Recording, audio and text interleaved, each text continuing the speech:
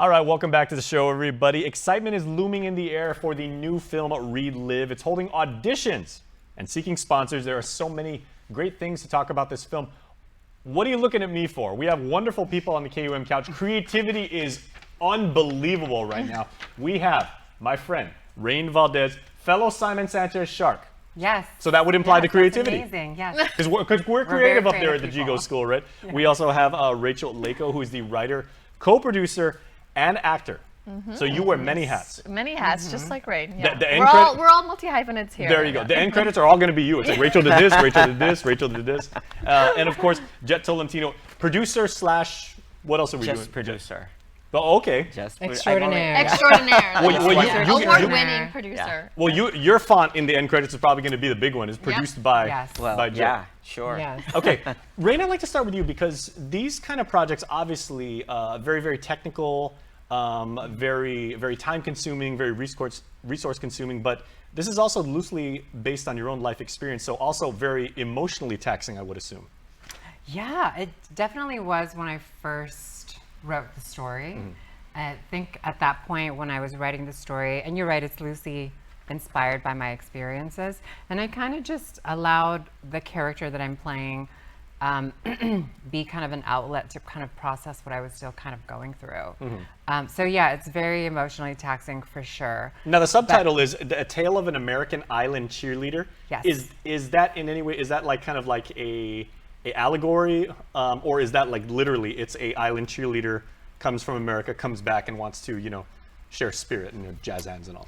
Yeah, it's kind of, I mean, it's a little bit of both. It's definitely in a literal sense. The main entry plot point is she's going back to her high school reunion after 10 years, and the high school reunion is a 6-day do-over week where you get to relive your high school as a person you always wanted to be. So she goes and tries out to be a cheerleader, which was her, you know, what did you call her? Her heart's biggest regrets. Her heart's biggest regrets. And her dreams since she was a child, because her older sister, who I play, was a cheerleader in high school. So, you know, she always looked up to me and wanted to be a cheerleader as well, but couldn't in high school. Okay, so Rachel, would you classify this maybe, and you know, I used to work at Blockbuster, right, when I was in college and everything, and we would only put I love Blockbuster. Thank you. So did I. We're speaking in past tense here, of course. Thanks, Netflix. Yeah. So we would only put every single movie in a single category, right? If you had to categorize this movie, would you say this is maybe, based on what you just described, is this like coming of age or a hero's journey? If it was at Blockbuster, probably in the rom-com section. Yeah. Okay, I excellent. think it'll be in the rom-com section. I love rom-coms. Yes. I love rom-coms. Okay, so this is very, very, very lighthearted and Very you know, lighthearted. okay. There's But definitely also very heartfelt. there's some definitely some deep heartfelt issues that we're dealing with. And It's family. Yeah, it's a story about a family that are getting to a crossroads in their lives and start healing. I can kind of definitely see the collab value between like all three of you. You guys play off each other, you guys contribute at the same time. Tell me about the chemistry between like the three of you in trying to come up with an idea and, you know, really understanding the human condition and then translating that from in your brain to then words on a screenplay and then on a screen. Well, that'd be interesting. I have to say, I feel very, very fortunate. I feel like the luckiest person in the world because I really do have such a great, supportive, collaborative people on my team. And if it weren't for them really believing in this story so much, I don't know that this story would have gone as far as it has gone. Wow, So we got a rom-com right here. I feel very, very fortunate Exactly. to have these two by my side. I mean, likewise, it just you know, Rain had written the short film version of the script and then came to me because we were really good friends already and just fans of each other's work and asked me to co-write the feature with her. And after I read the short, I was like, oh my gosh, like absolutely, I'm so honored that you asked me and you know, to be able to go on this journey with you, and then with Jet coming on board, like we have They've never been to Guam before. team. Well, welcome. No. Okay, Well, this is tell my you what. second time. Okay. Well, this is Rachel's This is my second second time. Jet's not- I first have- time. Jet's first time. If I can even take these off. last year. I am going to share these with you. Aw, that's Okay. very sweet. There you go. Rachel, Wow. you get the Yes, red this one. is my favorite One. color. Oh, did I? I Wow. knew that. Okay, there you go. And of course, for my fellow Sanchez shark, she gets the black one. You all look lovely, by the way. Thank So you. we're sharing the Hafaday spirit. We're sharing the Mardi Gras spirit. And I know we don't have to share the creative spirit because you guys are just oozing with that. So, so Jet, how has that been?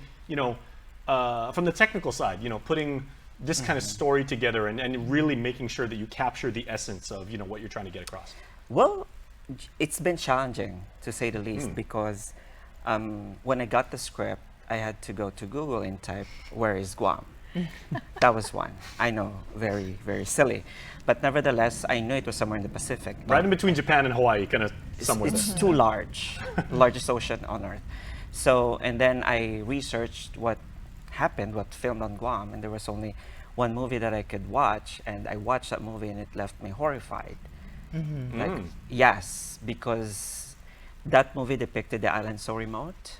So I said, okay, I have to see for myself. So I flew in October, and this is already my 4th trip since October.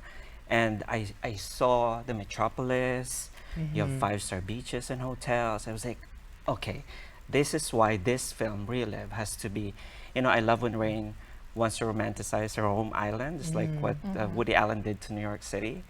And yeah, a film has to happen, the true depiction of Guam. Because I could never see it from the mainland. There's no major film. Exactly. Yeah. That's a very interesting point. Thank you, Jeff, for sharing that. Because Rain, being from here and knowing how things go around here, knowing the pulse of our people, right? Would you say that Guam actually is one of the principal characters? And then how do you make sure that you actually capture the essence of who we are and then weave that into your story? It's definitely a principal character. It's definitely a big backdrop for the film. Kind of like how New York City always was for Sex and the Always City. is. Exactly. Yes, They always said exactly. New York was the 4th character. Guam is its own character in the Yeah, film. yeah, and so we want this film to be shot on Guam by the people of Guam for the people of Guam, and as Jet was saying, romanticize the island in a way that a lot of filmmakers do for Hawaii and New York City and even Paris, right? That's never been done on for Guam. And in the past, when you see depictions like the film that Jet is referring to, it's never from the islanders' perspective, the people who It's always actually from an live outsider. here. Yeah. It's always from an outsider. So it's never really been an authentic portrayal. And so for me, I think this is an opportunity for the island to kind of really take control of the narrative and show the world what Guam is really like. You're probably the biggest critic then, because you could say like, okay, guys, let's take a look at the dailies, and they're like, that's Yeah. not really Tumon Bay. No, we're doing that shot over. Absolutely. And that's why she's the director. Yes. Yeah. Very nice. Yeah. So long shooting days. Yes. But For it's me. very, very fun. Trust the process, everybody. Yes. So let's talk about that. Rachel, what about casting? Because I know we're having auditions. We and are. yeah. We are having auditions, open casting calls this weekend, 11th and 12th, 11 a.m. to 7 p.m. at Micronesia Mall. And we are looking for actors of all ages, all backgrounds, ethnicities, and bring your headshot, bring your one-page resume. And we're looking for, it's a bonus if you can dance and cheer, because we're definitely looking for more teenage cheerleaders and young kids as well. Okay, now I don't have a SAG card and I don't have my own IMDb page. I mean, I was in like this one play when I was 11 years old.